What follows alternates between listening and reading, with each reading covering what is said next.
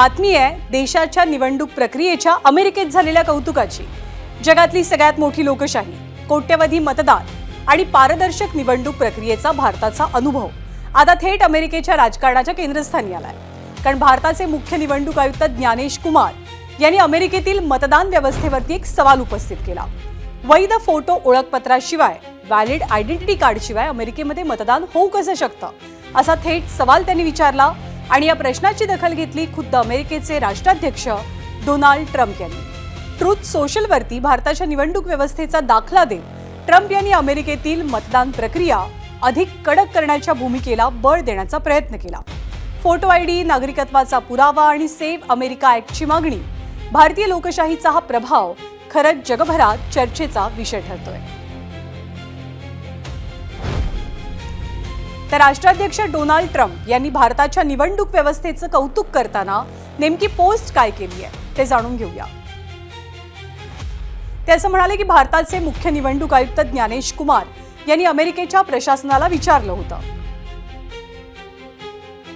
की अमेरिकेत तुम्ही मतदारांना फोटो असलेली ओळखपत्र का दिली नाहीत, त्याशिवाय तुम्ही निवडणुका कशा काय घेता।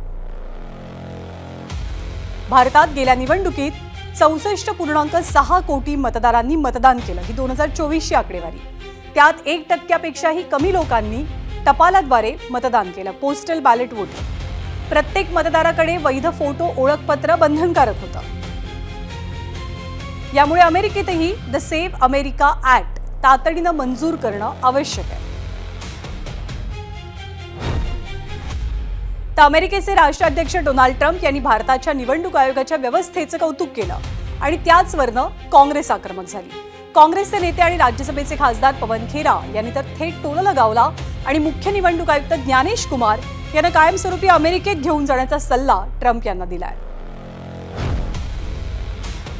हम तो कह रहे हैं ले जाओ, कल ले जाते हो आज ले जाओ, अगली फ्लाइट से हम ईवीएम भी भिजवा देंगे, वहां एसआईआर भी कराओ, to serve with love, SIR कराओ। फिर डोनाल्ड ट्रम्प लाइन में लगे रहेंगे अपने कागज लेके, मेरे पिताजी यहाँ के थे, मेरे माताजी वहां की थी, पिछला वोट वहां दिया था, ले जाए, हम तो चाहते हैं ले जाए। पक्षपातीपणाचा आरोप, वोट चोरीचा दावा, बिहारमधील एसआयआर प्रक्रियेवर नवाल आणि सर्वात महत्त्वाचं म्हणजे मुख्य निवडणूक आयुक्तांच्या नियुक्ती प्रक्रियेवरच विरोधकांचा आक्षेप। निवडणूक आयोगाच्या निर्णयांमधून सत्ताधाऱ्यांना फायदा होत असल्याचा आरोपही विरोधकांकडून सातत्याने केला जातोय। तर आपण नुकतंच पाहिलं की अमेरिकेत भारताच्या निवडणूक व्यवस्थेचा दाखला दिला जातोय, पण भारतात त्याच व्यवस्थेच्या प्रमुखांवरती विरोधकांकडून विश्वासार्हतेचे सवाल उपस्थित होत आहेत।